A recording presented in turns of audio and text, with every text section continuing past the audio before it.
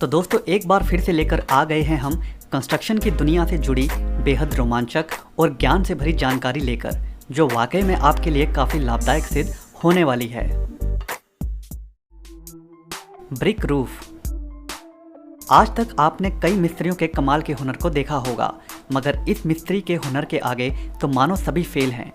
जब भी आप अपना घर बनवाते हैं तो उसमें सबसे ज़्यादा खर्च आता है उस घर की छत को बनवाने में।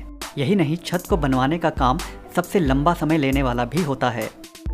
मगर इस मिस्त्री ने मानो उन सभी समस्याओं का समाधान ढूंढ लिया हो। जैसा कि आप यहाँ देख सकते हैं कि कैसे यह मिस्त्री सिर्फ और सिर्फ ईंटों की मदद से इस घर की छत को बनाने जा रहा है, और छत भी कोई छोटी मोटी नहीं बल्कि अच्छी खासी लंबी चौड़ी। इस प्रकार की छत को बनाने के लिए बड़ी ही सावधानी और एकाग्रता की ज़रूरत होती है, क्योंकि एक छोटी सी गलती इन ईंटों से बन रही छत को एक साथ गिरा सकती है। यह मिस्त्री बड़ी सावधानी से इन ईंटों को इस कमरे की छत के चारों कोनों से थोड़ा थोड़ा करके बनाता है, ताकि जैसे जैसे ईंटों को लगाया जाए तो उन ईंटों को चारों तरफ से सहारा मिलता रहे, इस प्रकार टिके रहने के लिए। इस प्रकार की छत का आकार एक गुंबद के आकार की तरह ही रखा जाता है, मगर यह गुंबद ऊंचाई में कम मगर फैलाव में ज़्यादा होता है। इस प्रकार की छत को बनाने के लिए मिस्त्री के हुनरमंद होने के साथ साथ काफ़ी एकाग्र होना भी जरूरी होता है।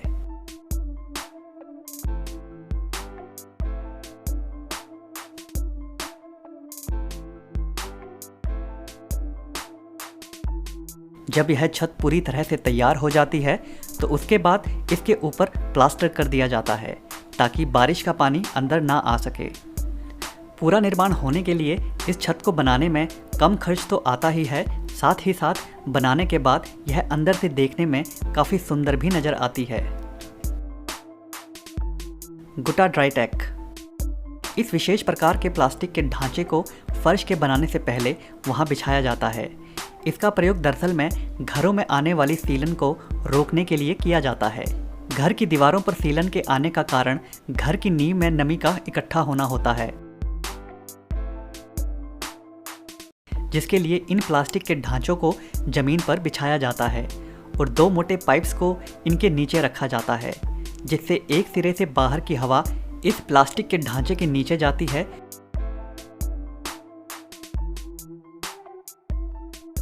और नींव में इकट्ठा होने वाली नमी को पाइप के दूसरे सिरे से बाहर की तरफ निकालती जाती है, जिसकी वजह से जमीन के नीचे नमी कभी भी इकट्ठा नहीं हो पाती और दीवारों पर सीलन नहीं आती।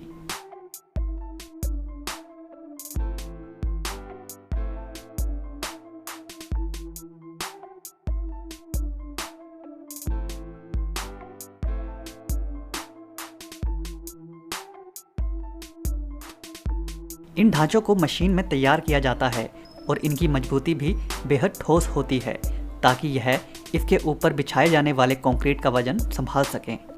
तो कहा जा सकता है नमी को जड़ से हटाने के लिए यह उपाय काफ़ी फायदेमंद है। TRS turf removal.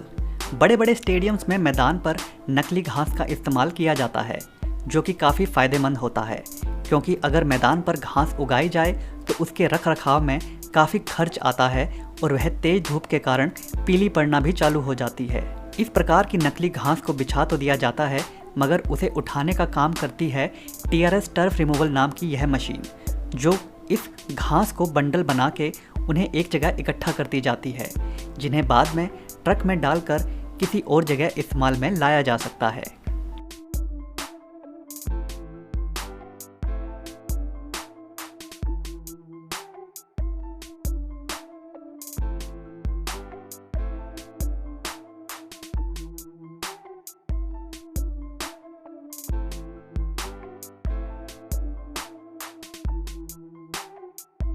Thin brick system. अपने घर को सुंदर कौन नहीं देखना चाहता है, और ऐसे में कई लोग दीवार पर सीलन आने या फिर दीवार को एक अलग ही रूप देने के लिए इस प्रकार के थिन ब्रिक सिस्टम का इस्तेमाल करते हैं।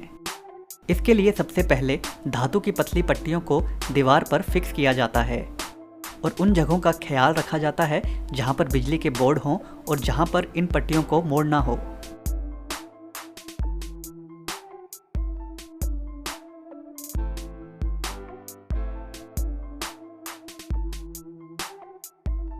उसके बाद हुबहू ईंट की तरह दिखने वाली इन टाइल्स को उन पट्टियों पर चिपका दिया जाता है। इस प्रकार के धातु के ढांचे का इस्तेमाल करने का सबसे बड़ा फ़ायदा यह है कि इसमें इन टाइल्स के बीच में एक दूसरे से एक बराबर निश्चित दूरी बनी रहती है।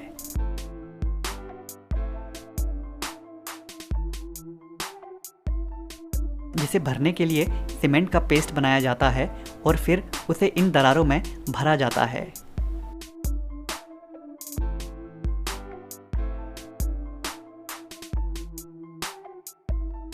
और फिर अंतिम फिनिशिंग के बाद इन दीवारों का जो रूप निखर के आता है वह देखने में बड़ा ही सुंदर लगता है।